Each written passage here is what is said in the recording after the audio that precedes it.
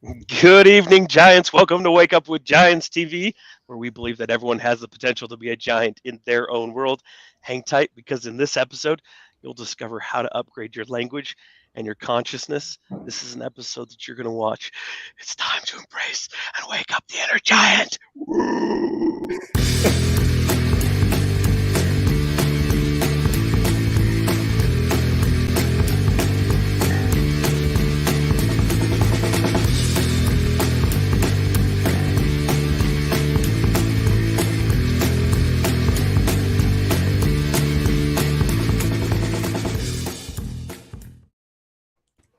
Good evening, Giants, and welcome to Wake Up with Giants TV. This is an evening special. I'm so excited to be with you. I'm Ryan the Lion Morris. I am the co-creator of the 12 Journeys and Wake Up with Giants TV, and business partners with the incredible Nicholas T. Smith, the author of The Giants and the Smalls, and also partner in the Wake Up with Giants TV and the 12 Journeys coaching program as well. Before we begin, we're speaking to doTERRA, to their group this week. That's going to be exciting. We're doing a reading with all of their top leaders, and so it should be a pretty fun event. If you want us to come speak to your event, we're open and available. So find us, connect with us, and we can come share with you. If you want to connect with us, go to our website. It's www.giantsandsmalls.com. You can sign up for our newsletter. That'll keep you apprised of everything that we're doing. And it'll also get you to our other social media outlets like YouTube, where you can subscribe and hit the alert button so you know when we go live every single dang time. Every And single then dang time. every single dang time. Yeah, which is sometimes a lot, but it's fun. It's good. It's useful. And then Facebook, A Tribe of Giants. There's an amazing community of people there that will love and support you and help you wherever you're at in your journey. You can come participate once, twice, a million times. We'll take you. So come on over and get to know us there. Nick, what other things am I missing? We're right in the middle of SG9. So if you want to get on SG9 the and waiting list on for Monday. SG10, right? Yep, SG10 is coming up. And then Monday, the 20th, we're going to do an introductory call on the 12 journeys so you can get a sense of what the 12 journeys are about. And it's going to be an open dialogue and discussion. So if you want information, reach out to us and we'll get that to you. Sweet. Anything else that you can think of? No, My there's mind probably a just went. lot that I'm missing, There's but tons, I'm yeah, sure. there's a But lot let's going on. let's let's get after it. Let's get to our guest because this lady is amazing. You had told me about her a few months ago, and she Yeah. sent me her book, and he's been raving about you for forever. So we're so excited that you're here. So Nick, Secret crush. Yep. yeah, Yeah, I'm excited about this because we are in for a treat tonight, and I hope that as you guys are watching that, as you get inspired by Laurel and what she shares, that you'll comment and share your thoughts and insights. And so, let me introduce Laurel Airica. She's a visionary language specialist who believes that the power of language has a potential to change the world. She argues that language as a software has been manipulated and filled with cultural biases that program our thinking and limit our possibilities. So her mission is to upgrade the English language to enable it to convey a higher frequency of consciousness in our communications and inspire a greater frequency of kindness in our interactions. Through her work at World Magic Global, she's blazing the trail to a new world. Is it word ardor? Yes, word harder, and it's word magic. I love it. So, promoting the idea that language has the power to shape reality and create a better world. So, by fostering a deeper understanding of the power of language, Laurel Airica is working to bring about a global verbal upgrade and elevate human consciousness. And before we begin, you mentioned doing something a little bit special. If we could do that, if you're open to that, is that cool? So yes, I just want to share an invocation with everyone because when we have a convocation, having an overriding intention and process of unification can open our hearts and minds to the beauty we are opening to co-create together. So I always like to bring my consciousness into my heart. to visualize the breath coming in and out through the heart as we focus on whatever brings us a sense of greater love, compassion, and beauty. And in this space of wholeness and oneness and wonderment, we open together to the highest frequencies of infinite divine love and intelligence flowing to us and through us, embodying in us and as us, harmonizing every wave and particle, atom and molecule, cell and tissue, organ and system, on all dimensions of existence. So only that which is of the highest frequencies of divine love and light may come to us and through us, embody in us, emanate from us, inspire and co-create with us, so that we are speaking beauty with the highest intention to elevate consciousness collectively and globally. So, in this holy, sacred heart space, I declare divine order, knowing that everything works out more exquisitely than we plan. And so it does. And so we let it be, saying together, Amen. And I'm in. Mm. Amen. And I'm in. Amen. And I'm in. Beautiful. Thank you. Thank you. Well, and to have it go unplanned is a beautiful thing. And that's what we are going to play with tonight. I know what will happen is your philosophies will just come through. Um, Getting a chance to talk with you before the show, you just get a sense of who you are in the world. You're just a beautiful person. I found you watching a YouTube video, and you mentioned the name of the show that it was on. Was on Aubrey Marcus Yeah, last fall. yeah. And man, I saw that and I thought, I really want to meet her. And so I sent out the invitation, and you said yes. And here we are today. And so we're excited to go through your journey and learn your wisdom and your philosophies for life. And we like to go in a little bit of an order, but we can get way off track. So we'll do that too. But we like to go back to where this all began for you. When did you start to awaken to this idea that words matter? Were you always that way, or did this come up later in life for you? No, I was probably about 3 years old. Okay. And just parenthetically, I feel like an English language elemental. And like someone like Alice who came through the looking glass, but I came from the elemental kingdom into this dimension and has had to deconstruct the language to find my way back home again. And like Alice, who went in pursuit of a white rabbit, I went in pursuit of a bat that I was told as a toddler had flown out of this big box that carried a new sound system for my father. The person who was delivering and unpacking it said to this toddler that I was at the time that when he opened the box, a bat flew out and flew outdoors, landing in a tree. So my recollection of it is that I ran outside and stood before a scrawny tree in our backyard in a little desert town.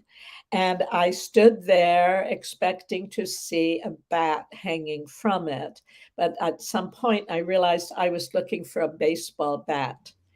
And that was the first time I had the recognition that unrelated words could carry the same sound.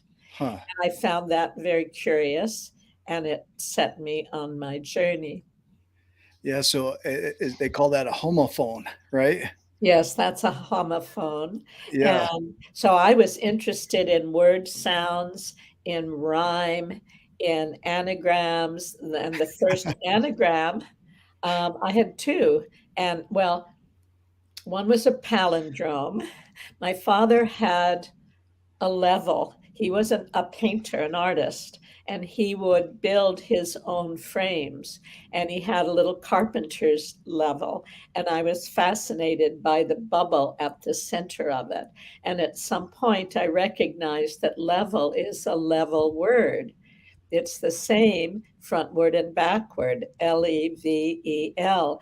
And the V looks to me like a wedge, like the tip of an arrow, or the fulcrum on which, like a teeter totter, Mm. balances. And my grandmother had a friend named Frank Level. And he would always, when he visited, bring to her grandchildren ch- chocolate in the shape of a pencil wrapped in gold foil, which for me was very significant. And when I would see him, I would say, it's Frank Level, Level, spelled frontward and backward. And I later looked upon the fact that my father came from Pennsylvania as significant because I came in to play with words. I thought when I was 3 or 4, and I said to my parents, I bet I now know all the words in the English language. My mother said, I bet you don't, and spoke a word I hadn't heard before. That Yeah. characterizes our relationship from Yeah. start Yeah. to finish.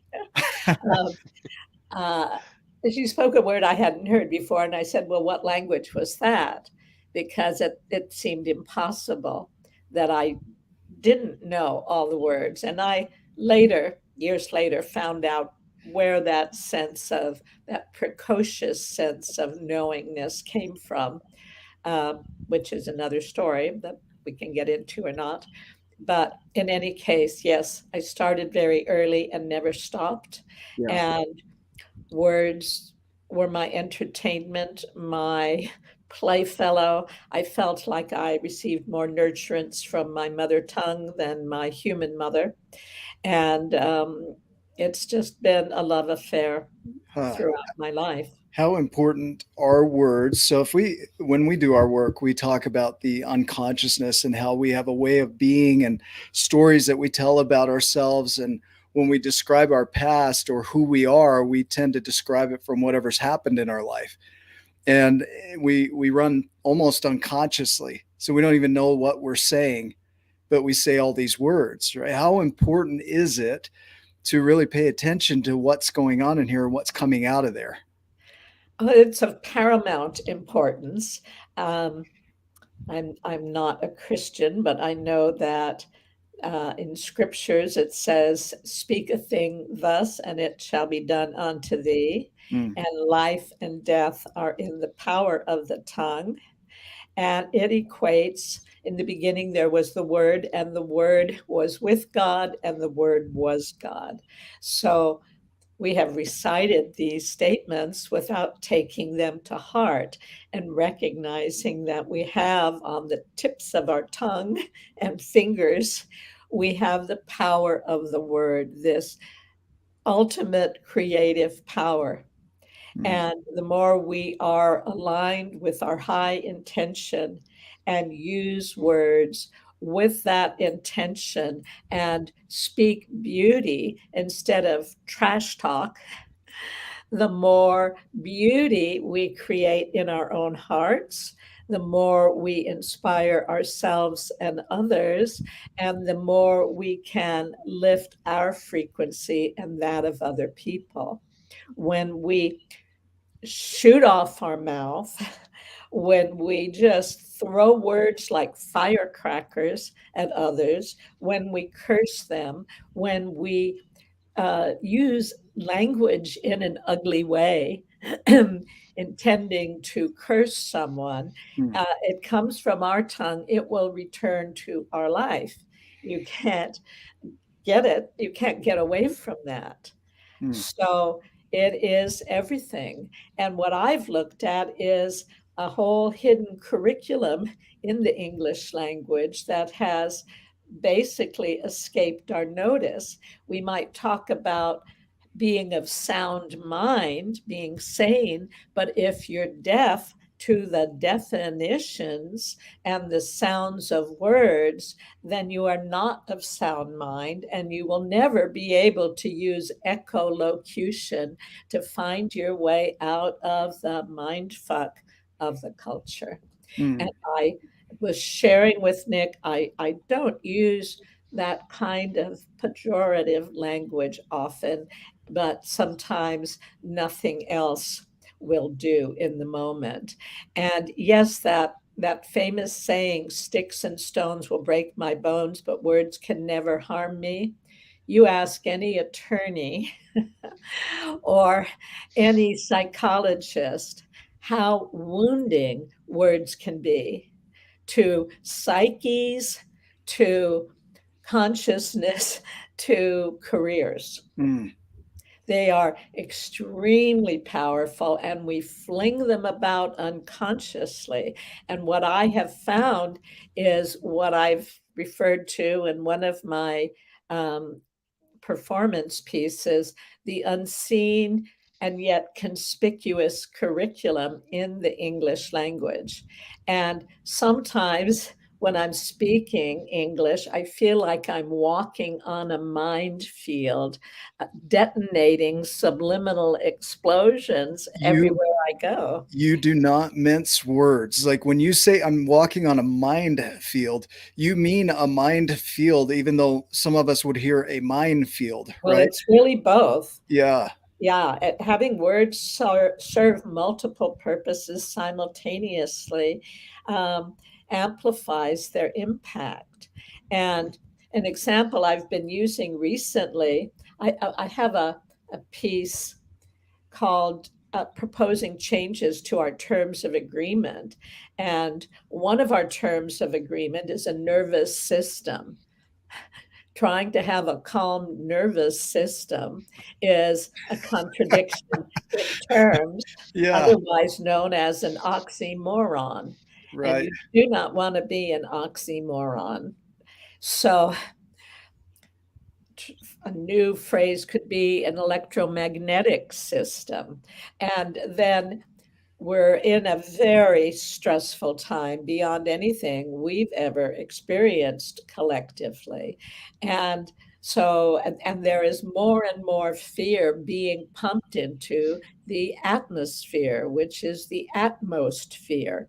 So they're amplifying and intensifying this level of fear, which takes our thinking into out of the neocortex, the newest part of the brain, where original thinking and logic and cognitive ability comes from, and putting it in the survival brain, the amygdala, where we go when we're under stress and fear. So we cannot think clearly and turn over our fate to other people who tell us, walk that way, do this thing, and we will take care of you. And my view is anyone who thinks that the government isn't out to cripple, kill, or enslave you is not fully awake. So I want to talk on a side note here of when people do awaken, often there's judgment, there's justification that comes up, shame could come up, guilt, grief. These are all things that we've noticed in our journeys that often when we wake up to who we've been and we start to become aware of how we speak and how we act and who we think we are in the world, we often see people go into a state of sadness and guilt and shame and remorse over who they are. And what are those things to you? If somebody judges themselves harshly, what would you say to them if they're awakening? Well, I just listened to an amazing podcast with Dr. Zach Bush about creating the new human story and world.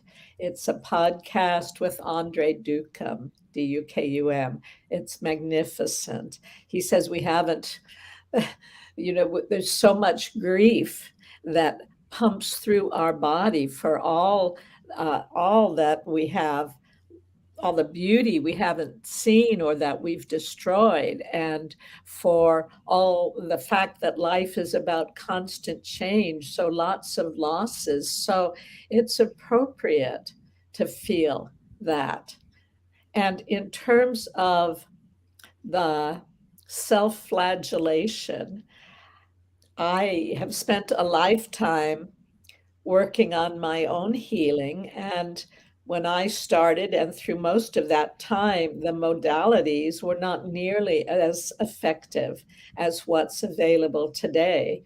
So a family crisis led me to go back into therapy. And now I'm experiencing something called IFS, or internal family systems. How interesting. I've been diving into that deeply. I just finished a book called Transcending Trauma. Yes. Yes. Richard C. Schwartz, right? Yes. Yep. Dr. Dick Schwartz is the founder of it. I've been listening on Audible to his book, No Bad Parts. And he talks about the fact that we don't just have a mind. We're born with many minds, many Like parts. fractals of a mind, Yes. right? Yes, and they can all work harmoniously, but then when there is some form of trauma, an energetic assault or a physical assault, a part of the mind raises up to defend us and then gets frozen in time. And it may be repeating the same defensive pattern it had as a very young child, only now we're tripping over it and sometimes cursing it and blaming ourselves and shaming ourselves. And that does no good, whatever. And that part came to our aid when we needed it. It just needs to be communed with, appreciated, updated in terms of our capacity to handle these issues ourselves. So that, and when that happens, I mean, I've never seen anything so dramatically fast as the shifts that occur through those simple acts of communing with parts, appreciating the role they've played, even if they've been a saboteur and a critic and led us to do things we feel regret about today. Still, they were doing their best to fulfill a function they took on when we needed all the support we could get. And Those at home could hear that. Sorry to interrupt you, but those at home could hear that for themselves. Of find a time in your life when that has been, your operating system has come up. Maybe it was like for me, it was little Ryan. It was back in the day of protecting myself from hurt, and so that operating system still comes up. And now I'm aware of it. I can step back. I can hear it and I can look at it and then I can have a conversation with it. Nick's talked about this week, is just having a conversation with the anger or the hurt or that operating system of little Ryan, saying, hey, you were doing the best you could. Okay, I can see you're coming up in this situation. Let's just pause for a second. You could breathe. You could do all kinds of tools then for in that circumstance to then get back to level and then make a good conscious decision moving forward. And then the more you practice that, the quicker you'll get at tackling those things that can come up. Is that kind of what I'm hearing you say? yes, pretty much that. I'm finding I'm not having to do a whole lot of work on them, but I'm new at this. I'm just kind of astounded with the dramatic shifts that are happening so rapidly and liberating me, and then what's showing up in my environment as a result of my not blocking it any Yeah. longer. Isn't that powerful? The idea of acknowledgement is giving knowledge to something, right? And maybe I'm not right, maybe I'm incorrect there. But the idea of giving acknowledgement or knowledge to something often is enough to diffuse it. So when we talk about the journey of acceptance in the 12 journeys, the journey of acceptance is that acknowledgement of everything that's ever happened or everything that is happening currently. It's not that you love it, it's not that you are trying to change it or transform it or get rid of it or succumb to it, but you just know it's there. Yes. Do you have a version of that, or how do you view acceptance and acknowledgement? Well, that process of meeting. Well, let me go within for a moment.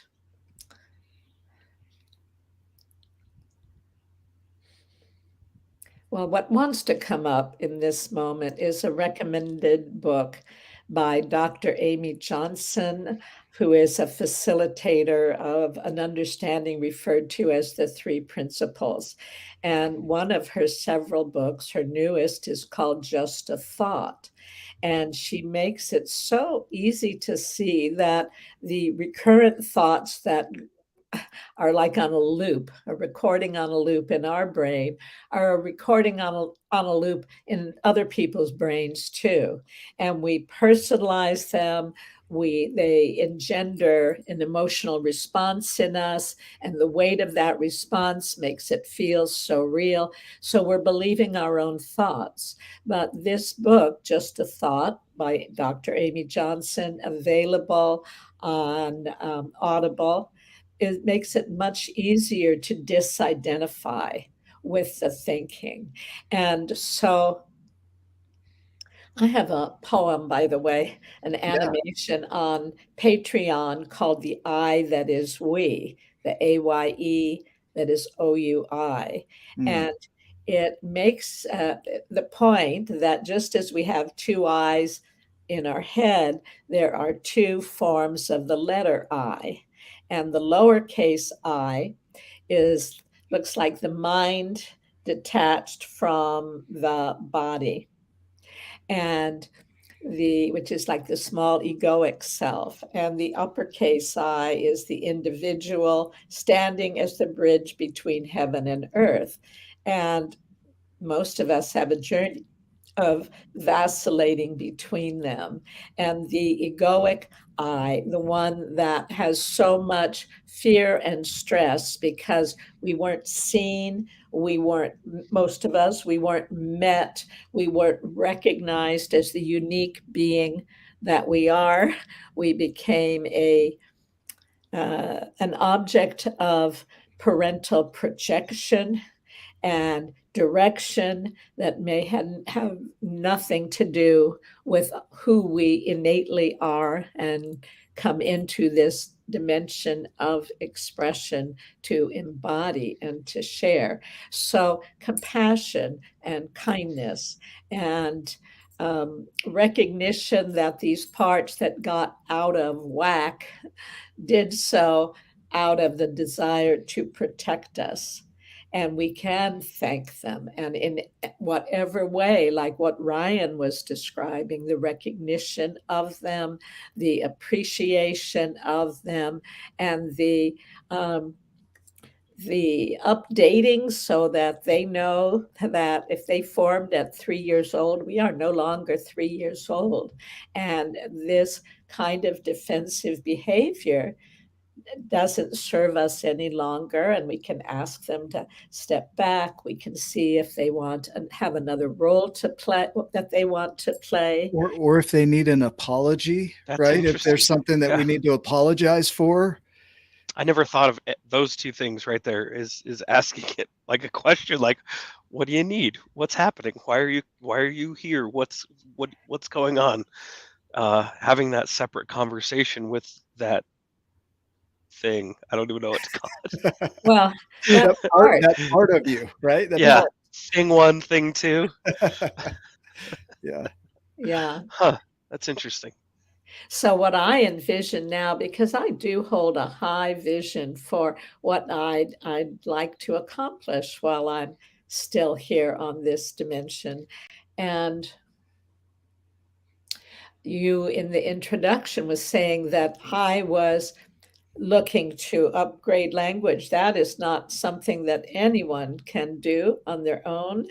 It's not anybody's singular role. And you certainly can't impose your ideas on other people and Mm, say, now speak this way, as people in the transgender movement are saying, you've known girl, boy, man, woman, mother, father, all these years. We now like you all over the world, the billions of speakers of English, which is the world's most spoken language. We now would like you to change your language to say it the way we want to say it so our feelings don't get hurt. And that, of course, is impossible, and the effort to expend energy to enforce vocabulary on somebody else is a ridiculous distraction from what we are here to do mm, together. And so invent your own vocabulary. That's what I advocate. And I've invented a few words. And one of the examples I gave on Aubrey's show, Aubrey Marcus, was that I realized that intelligent was an incomplete word because there's really nothing smart about a brain without a heart, although it seems to be the ultimate seduction because it grants us unchecked power, but just to bring our darkest hour, for it endows us with a genius for destruction. uh, So I simply added an L from intelligent to intelligental, mm, where the compassion, the compass of compassion in the heart guides the genius mind. For without that heart genius, heart mind focus, then all we can do is wreak havoc because we're so out of touch with our feeling body and with our Mother Earth. So that's one change that I suggested. And beneficial is mutually beneficial, and corresponding kindnesses exchanged. I have several other words, but they're not in front of me. So that I don't want to share them and misdefine them, since I crafted really lovely little definitions for them. The word yeah, definition is another one that needs changing because yeah. to be deaf to your definitions, or the word meaning. So there's There's meaning in the phonics of a word too, right? yes, there is, like the word mean. I have an essay called The Mean Meaning of Mean, and mean has so many meanings to it, like um, cruel, shabby, and average. Mm, And so someone said they've crafted words, but usually they're insults.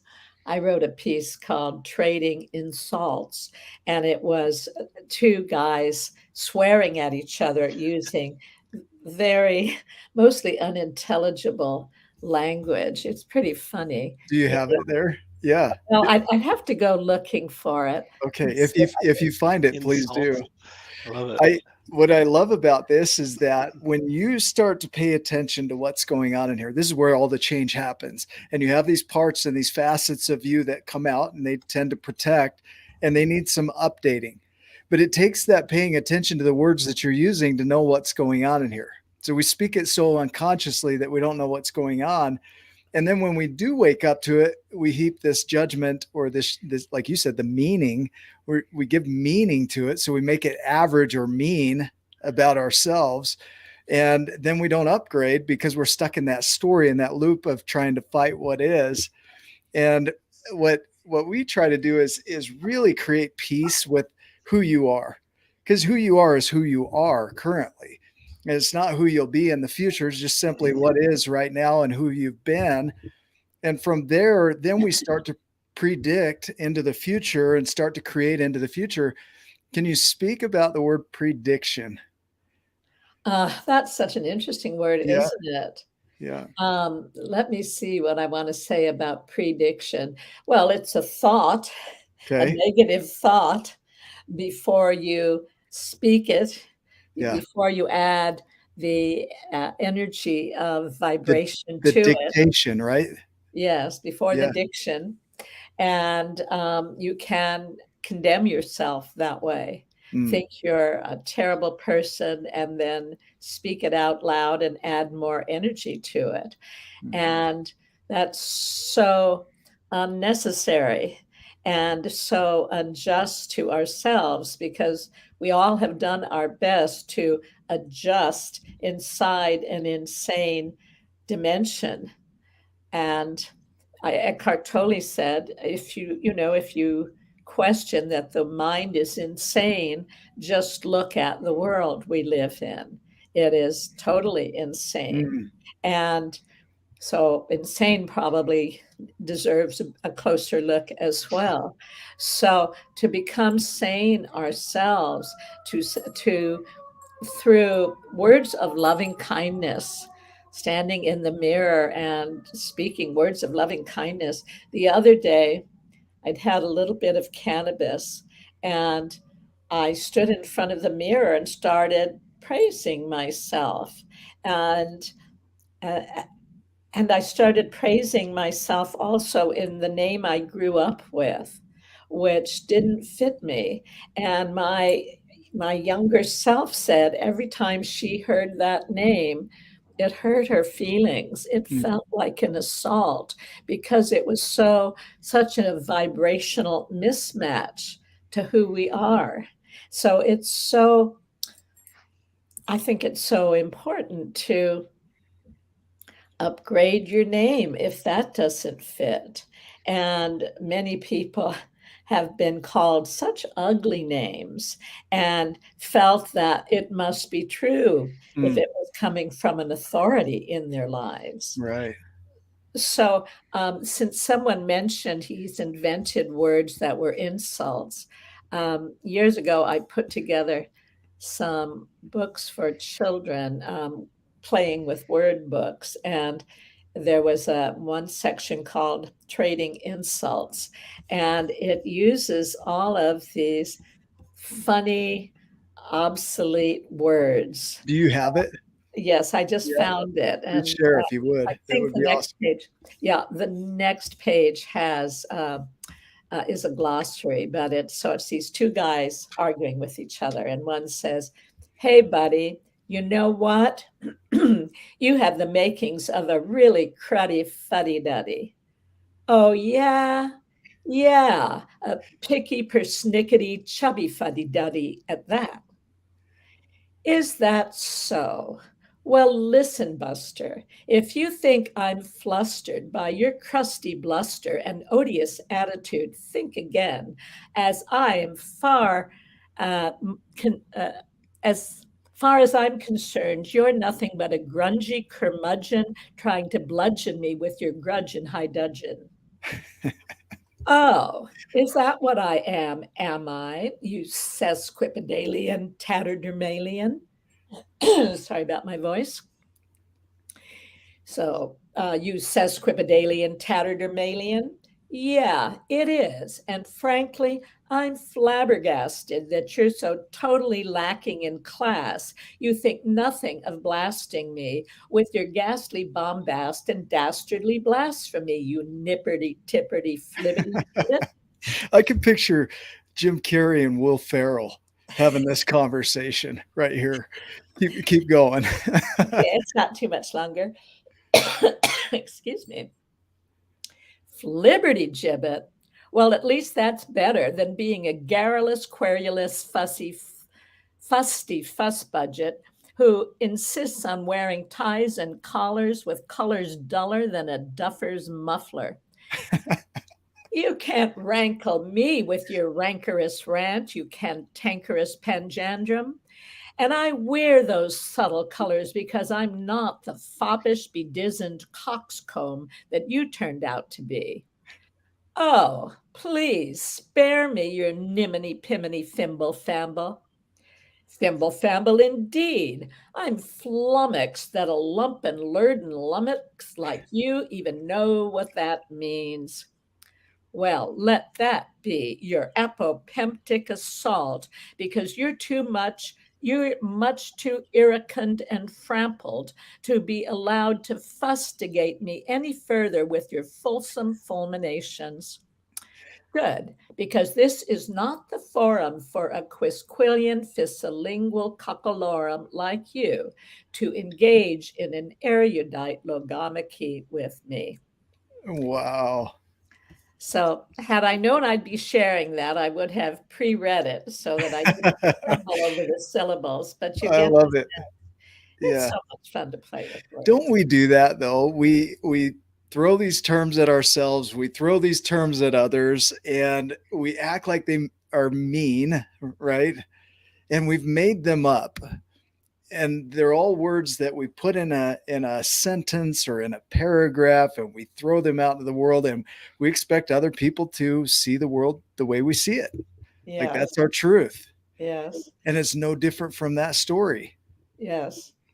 And it's by our own words that we sentence ourselves Mm. as we jump from think to thing, never thinking anything of the weird phantasms all of us are creating as we speak so unconsciously of what's fulminating like foam out of our mouths and seeping into other people's consciousness and out into the environment with unpleasant repercussions that ultimately return to sender. Can you talk about spelling? Yes, certainly I can. I describe certain words as secret spells because they have hidden messages in Uh, them. Most people come to my work through a video I posted on YouTube in 2010. It was my first one, called The Secret Spells of the English Language.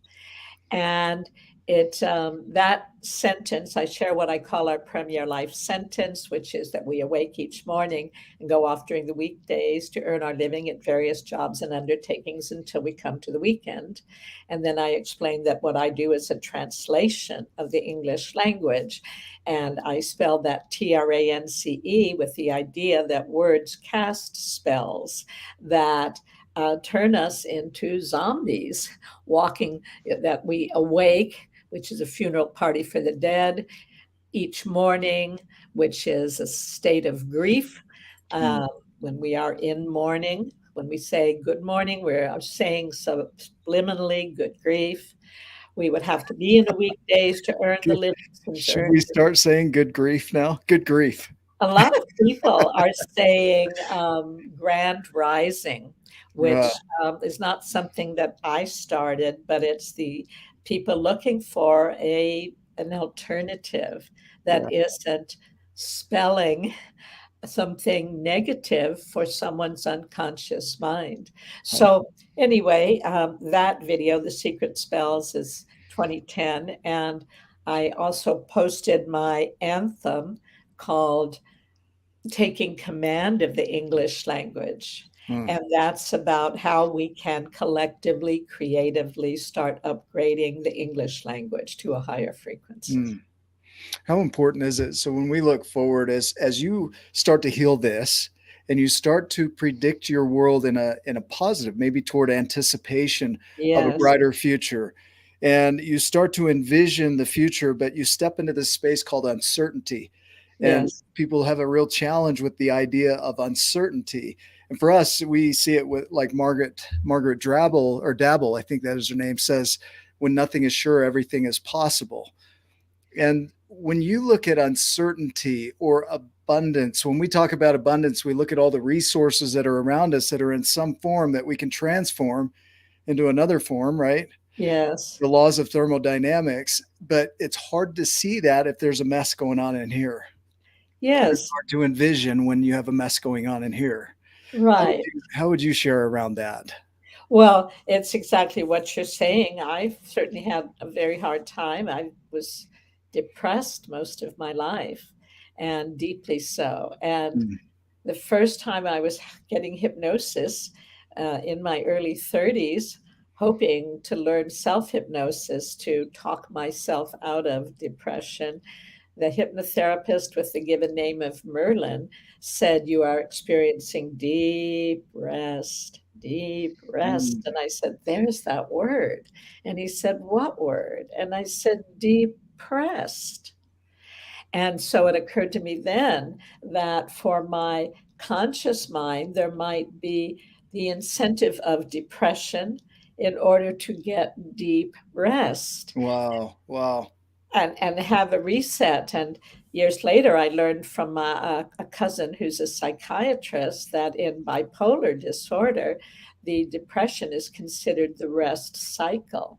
So there are many spells that misdirect the mind, just as if we were in a computer game and we're walking a maze. And if you've got sounds that are directing you away from yourself and your wholeness, and you don't even hear them because you're oblivious to the obvious, because we are not of sound mind and we've been taught to consider wordplay child's play Uh, and not a very delightfully enjoyable educational pursuit, then we miss all the misdirection that's happening all the time. So in terms of what do you do when you're wanting to affirm what you desire, and yet there's such an undertow within you of unhappiness resulting from the trauma of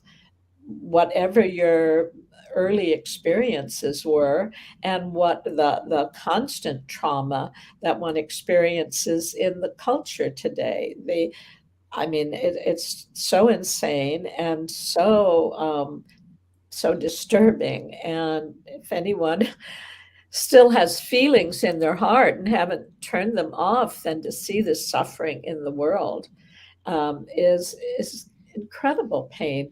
But mm. fortunately, there is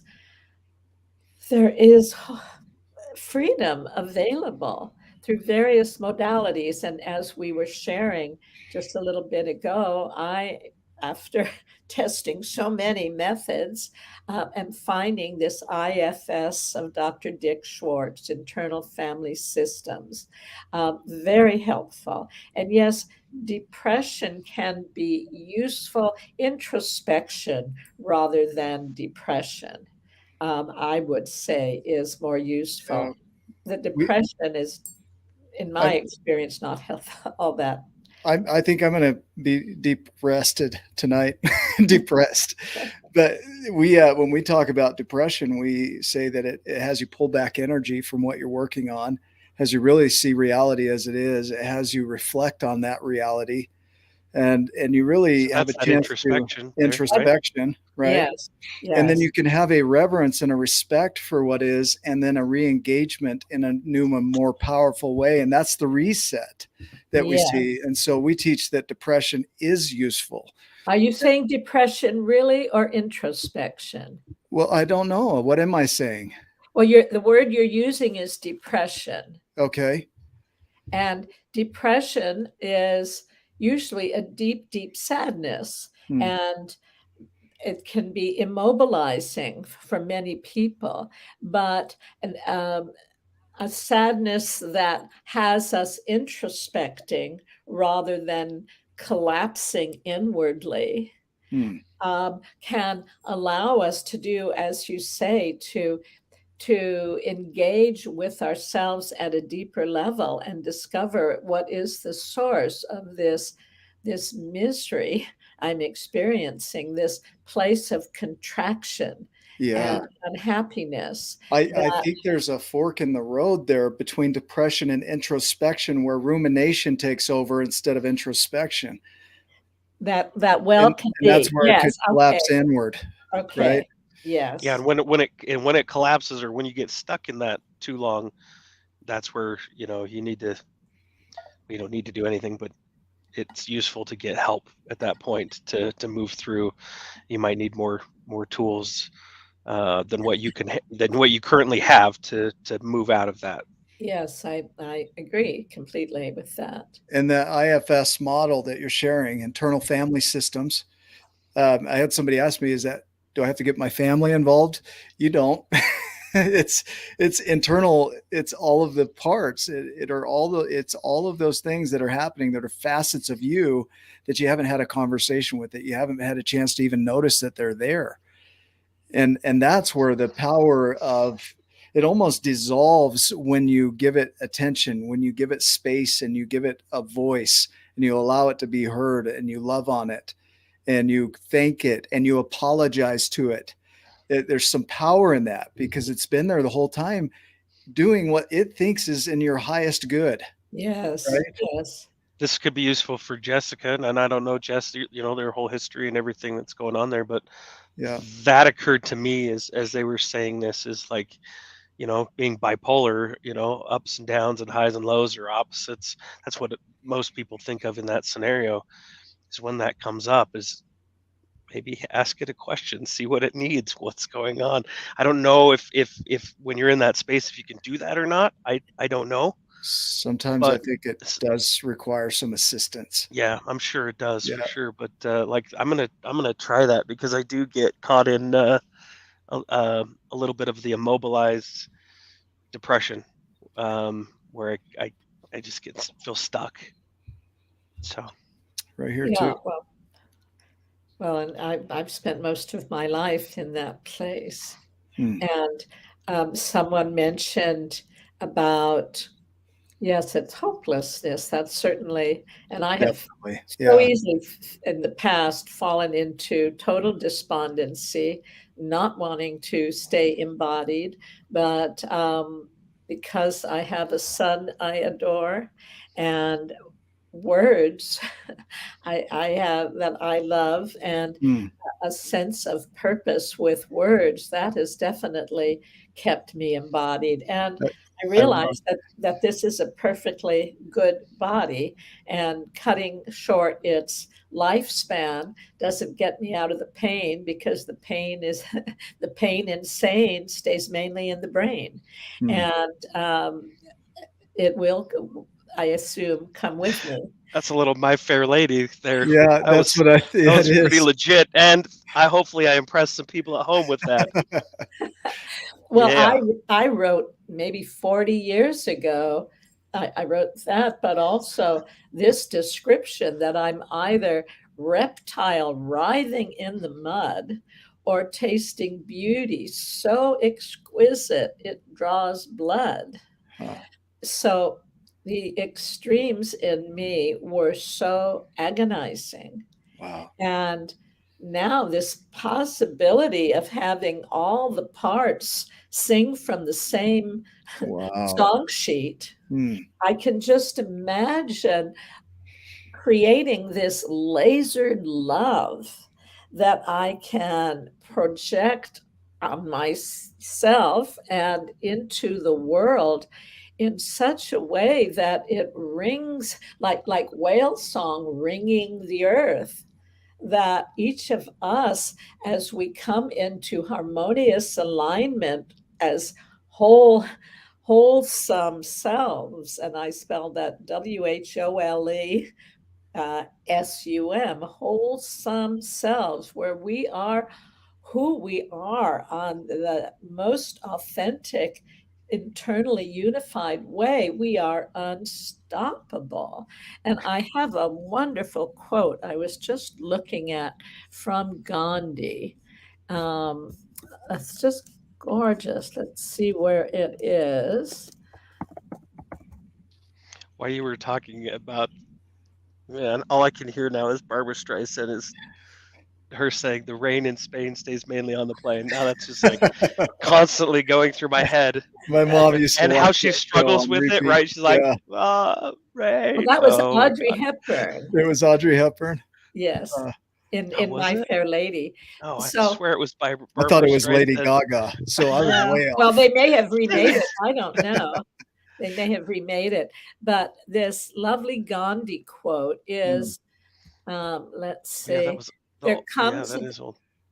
there comes a time when an individual becomes irresistible and his action becomes all pervasive in its effects. Huh. This comes when he reduces himself to zero.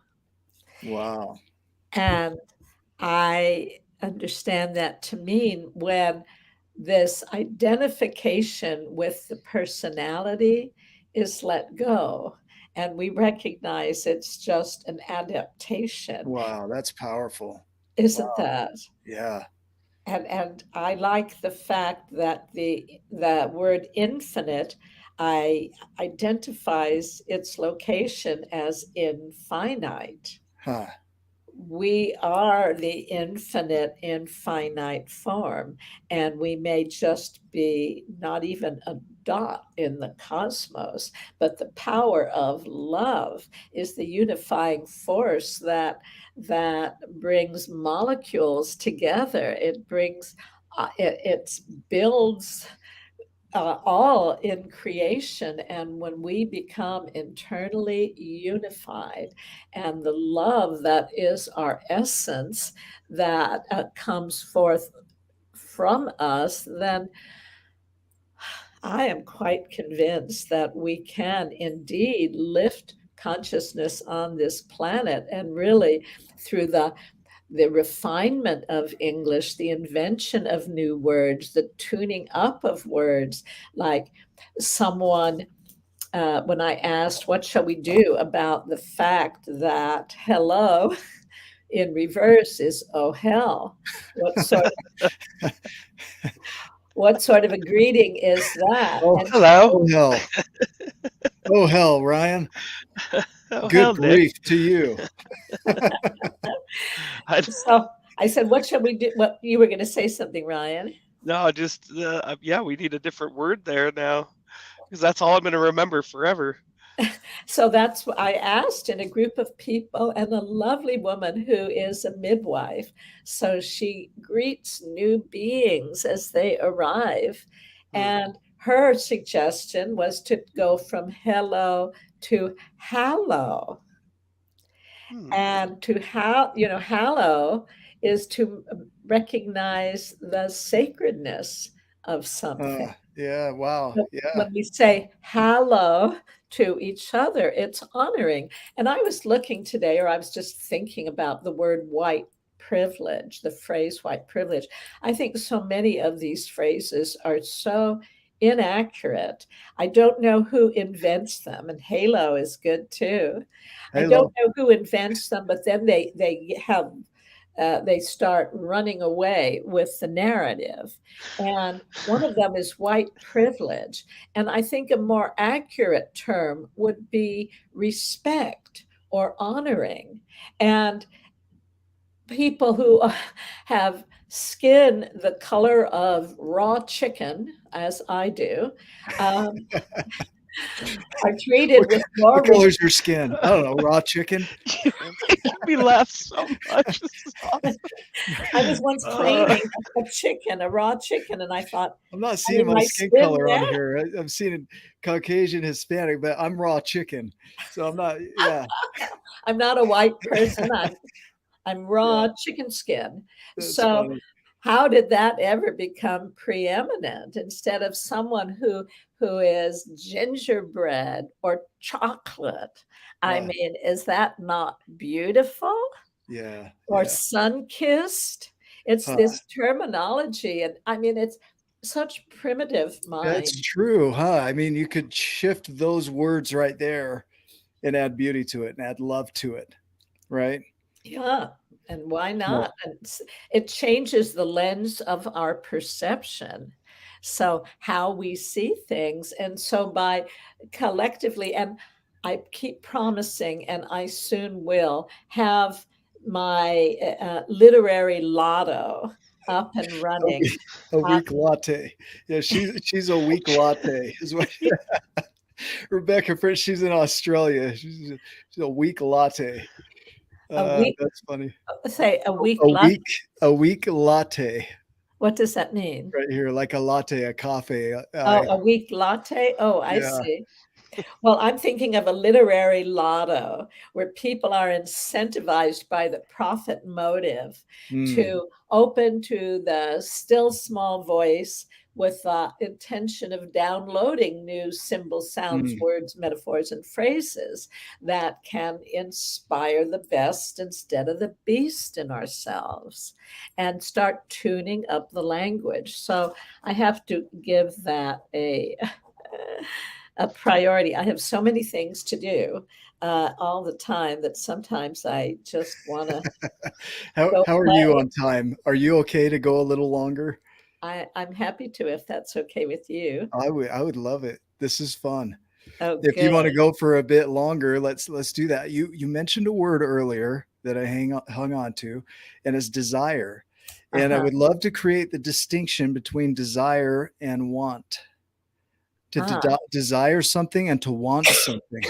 isn't desire of the stars? Isn't that what it Of means? siring, right? To give to sire of siring. So day of and sire to Uh-huh. give birth to something, to create it essentially, to seed it, Yes. and then to want, to be And without. that's right. Yeah. So I like, instead of saying wanting, I like to say I want this. Okay. Okay. So I use my co-creative powers How with, cool is that? Yeah. yeah, I to want wanted it. this. Yeah. See, it just takes a lot of the words just um gas bag away. I don't know what that was. Her dad used to say she's gas bagging. In Australia, it's a term to mean you're long winded or talking too much. And Uh, okay, so well, if we're, that seems like what we're doing, then we can invite whoever feels that way to find no, another we're good. place to She's play. being funny. Okay. I wanted to read something that was Yeah, relevant to the conversation before. Um, that's the funny. three principles, which came out of a spontaneous and awakening experience of a Scottish welder in Canada named Sid Banks, Mm, SYD Banks. One of the things he said about levels of consciousness is that as our consciousness descends, we lose our feelings of love and understanding and experience a world of emptiness, bewilderment, and despair. As our consciousness ascends, we regain purity of thought and in turn regain our feelings of love and understanding. So it's I just really related to that mm, because I know that when I am in despair or disrepair or depression, then the consciousness descends. I feel separate. I mm, feel unloved. I feel unlovable. I feel disconnected. And when the mind gets quiet, as Sid Banks also said, the heart opens and there is the innate wisdom. And no matter what sort of incredible abuse we may have endured, I felt like Humpty Dumpty most of my life. All the king's horses and all the king's men couldn't put me back together again. But then I realized you don't put an egg back together again, you scramble it, you cook it. But I found that to be an amusing little metaphor, but not particularly helpful. So, what really helped me a few years ago was being introduced to the three principles. There's many facilitators of it. Michael Neal has Caffeine for the Soul. Dr. Amy Johnson has the Changeable podcast. There's many, many. And what really helped was recognizing, having felt irreparably damaged by the experiences I endured, was to discover that you can feel shattered, but the innate wholeness cannot be destroyed. Mm. Always there. And what separates us is the mind chatter. So years ago, and now most everything is years ago. Wow, you just hit on a Oh, mind shatter, yeah. right? You just said that chatter, shatter, that becomes the shattering. Is that what's going on in here? Yes. Yeah, beautiful. Keep And, going. and, well, thank you. So I realized that we've a cellular line to the divine, but ego causes static. As we each let go and enjoy the flow, our lives become ecstatic. Hmm, that's beautiful. It's we use a symbol of the X right here, that the X is where you are, and where you are is where everything will come from in your world. So it'll all start with wherever you are. So you said X static, and I Yeah. hear that in a way of X is where you are, but also there's no more static. Yes, that's Yeah. right. And when there isn't static, there's ecstatic Uh, ecstasy. uh, Um, I'm glad you brought up the X. It's a favorite letter of mine. And I have this book. I have so many books that I haven't yet sort of done a and, final tweak and on. thank you. That was a beautiful book. Oh, I'm so glad Yeah. you Thank like you. it. Yep. It's word magic, wordplay that puts a new spin on the world, and it's available on my Word Magic global website or through it. But the X, um, looking at that letter, I've looked at, as I said, the I think I shared that V, Yeah. like level, is like the tip of an arrow, and then an X has a V going this way, and then the A coming this way, and the little point where they meet, the nexus, is isness, as far as I can Wow. see. Wow. See, I And, knew that. I just, I didn't want to brag, but well, that's how I look at it. I don't know. yeah. It's just Huh. my interpretation. The And so isness. Yeah. and it's a very tight squeeze of Yeah. the infinite in finite form. Wow. It's Yeah. very tight squeeze. And so once I realized, I looked at the word existence and I saw, oh, X is tense. So that's, I guess, why we have a nervous system. Hmm. Yeah. Because being the infinite in finite form is very tense. And an X is also a symbol of transformation. Butterflies are little flying X's. And it's a letter that can be used to represent just about anything. In mathematics and words, we use Yes. X, right? Yeah, it's a mystery. It could be a signature. Huh. And um, yeah, X marks the spot. Right. Yeah. Yeah, it's a wonderful That's transformational cool. letter. I love it. Yeah, very What fun. else did you want to share today that maybe you didn't get a chance to share? Well, why don't I do my piece, Speaking Beauty, an Okay. anthem for our era? Should we wrap up with that? Does that If work? you'd like to, Yeah. yes, Ryan, and did it's you have not a that thought long. before we do that, or? No, I kind of like it looked like I got lost for a second. I was looking for my backpack because you had mentioned Humpty Dumpty and falling and breaking and all the king's horse and all the king's men. And about I've had this song in my head, this tune to Humpty Dumpty, to that nursery rhyme, and then words that went along with it. And then I started playing around with it a couple of weeks ago, and I've have several different versions of it.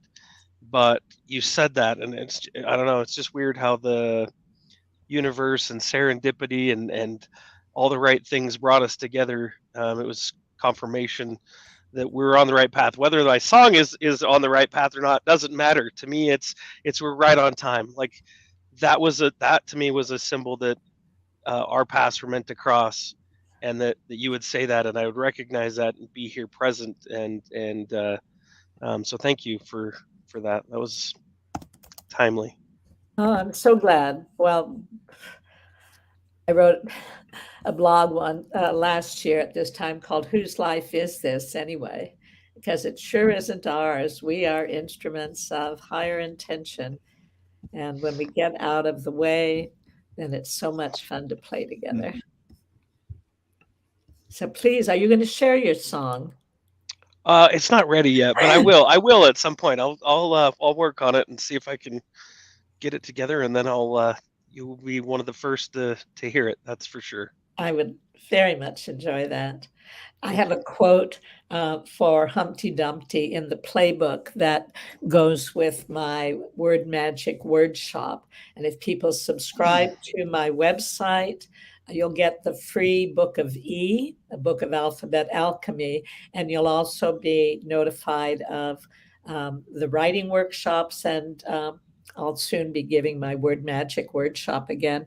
And in the playbook, I have this quote from Lewis Carroll, attributed to Humpty Dumpty, who says, well, when I use a word, Humpty Dumpty said in rather a scornful tone, it means just what I choose it to mean, neither more nor less.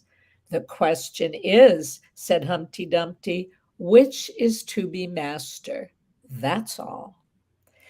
And my point is that we can master the language. We can have it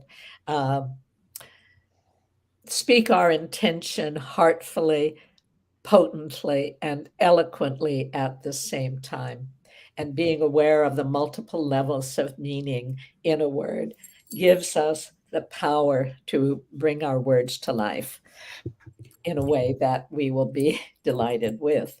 So, this is Speaking Beauty, an anthem for our era. We are godlings on this planet, here because we all pre-planned it. Ghastly, ghostly shadows, damn it, now's our chance to Superman it.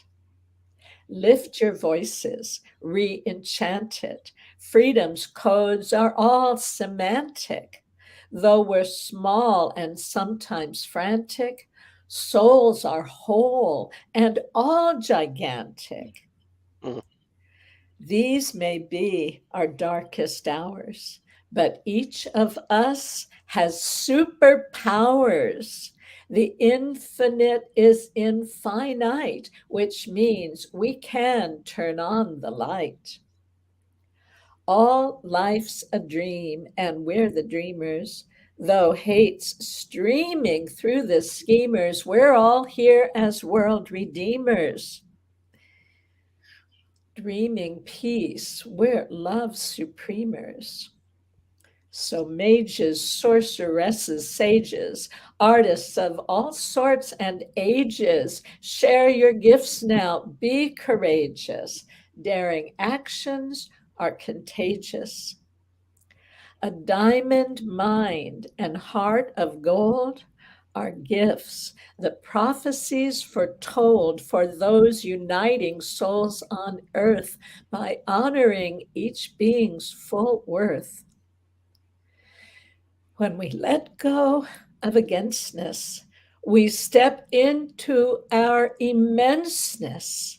For the genesis of genius is the light we strike between us when we share the gifts with which we're blessed to inspire higher consciousness. Then we'll gain what we've been dreaming of, the gift of everlasting love, the bliss of everlasting love, the kiss of everlasting love. Man, no words there other than that was beautiful. Thank you. For those that are watching, please go check out Laurel. We're incredibly grateful for the comments. We had a ton of comments today, and just served by your magic and what you bring out in your words. Thank you so much. I am so honored. I am so delighted. And to have a program that reminds us that we are giants each one of us. And we have the power now to meet the crises we're in and transform it through our wisdom, our love, our creativity, and our community all over the world. Thank you. Thank you. Go make it a giant day. We will see you in the next video. Love you too.